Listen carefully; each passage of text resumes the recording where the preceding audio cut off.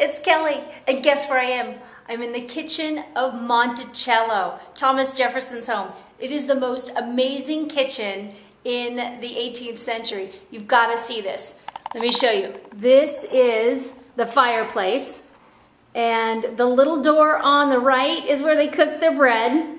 But look over here. He was really one of the first ones to make a range top. The fire would be lit from down below, and then the flame would come up above, and as you can see, they set their pots over the open flame on these little bases, and there's a grate so that the crackling smoke and embers wouldn't come up into your food. And then at the end is the large cauldron pot. And look, first one to use a center island. Ha! So there it is, Thomas Jefferson's kitchen. I am so excited. I'm such a history geek, and what can I say? What's better than a historical kitchen? Anyway, we'll talk to you later. Hi everybody, it's Kelly Shippey, and it's side dish week, and I'm so excited about the side dish I'm going to show you because, you know, I'm the resident history geek here at the RWOP, as I'm sure you saw, and I am going to make a recipe that comes from the 18th century originally. It's called Spinach Toast, and it's a savory French toast.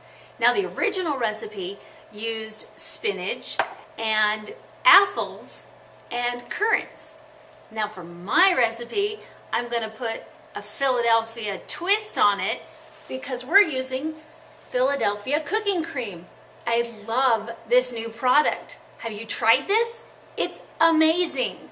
I'm using the savory garlic today. We're going to use the spinach, some fresh herbs, our Philadelphia cooking cream, savory garlic, and we're going to put it on our toast, fry it up like French toast, and then make a savory sauce, again, using our cooking cream. So let me show you. First thing that I've done is I've taken my bread, and I'm using some Texas toast. I like the size. It looks pretty for the presentation. And it's a little bit sweet. I cut the crusts off just because I think that looks prettier for presentation. And then I'm going to take 2 eggs and crack them into my bowl. And I love that this recipe was probably made at Monticello, Thomas Jefferson's house. I think that is so cool. Let me get a fork. Make this up. It's also a really good way to get your kids to eat their spinach if they're not hot on eating spinach. You tell them, well, it's a French toast. And then you tell them that Thomas Jefferson probably ate this French toast. Now we're going to add our spinach. It's about 1/4 cup. And we're going to get that mixed in there. And we're going to add our cooking cream. Very excited about this one. And I'm going to add about half the tub. There we go. Yum. Now you got to be careful not to lick your fingers constantly while using this delicious cooking cream. And there we go. Now that I use in place of any milk or cream. And you won't believe how unbelievable the results are when you're making your French toast.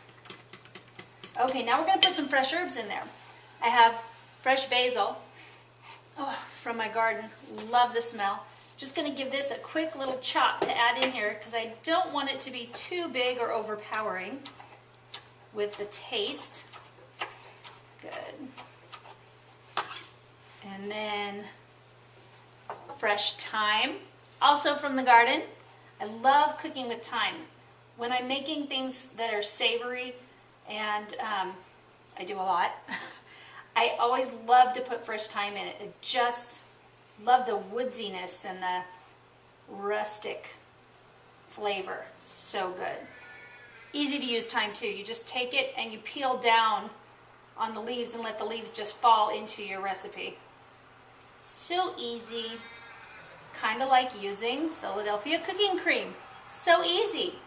And come on, if we're making things in the kitchen, we're all looking for something easy, aren't we, ladies? Now, I'm also going to add today the fresh rosemary. That's because I'm serving it with a rosemary chicken. If I was serving it with fish, I would use fresh dill. If I was serving it with lamb, I would probably use some fresh mint. So it's very adaptable that way. But today we're using rosemary. All right, we're just going to give everything a quick stir together. All right, now we're ready to put our toasts in. Now again, just like French toast, you're going to dip your bread. One side, two sides. And yes, it's going to get a little messy. But that's okay, that's okay. It's all good for the taste in the end. And then look at there, that's your spinach toast. All right, I have my pan heating already. I'm just going to add a little bit of cooking spray to it so that we don't stick. And pop in our toast. Ooh la la! And we're going to let that cook up. Okay, our sauce is going to be a brown butter savory garlic sauce. And brown butter, basically you just get your pan hot and then you cook your butter until it's brown. And then to that, we're going to add more of our Philadelphia cooking cream and some onion. Just because the onion I like with the flavor of the spinach. All right, 1, 2 heaping tablespoons. And about a tablespoon of fresh chopped onion.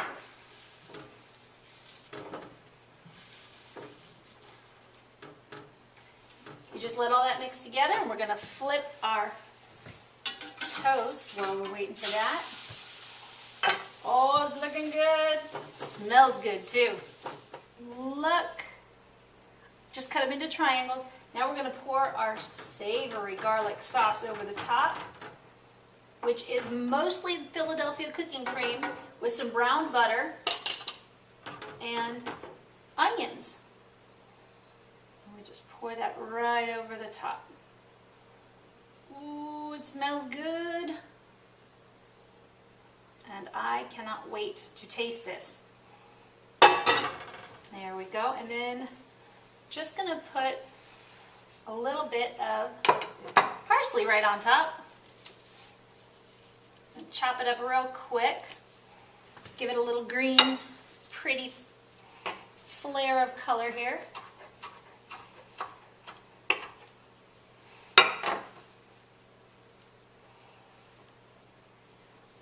There we go.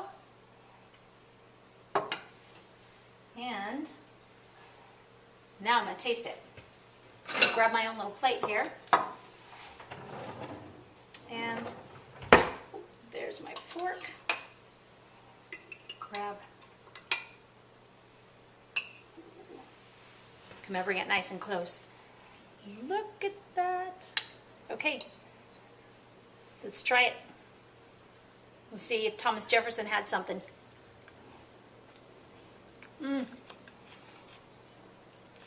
Really good.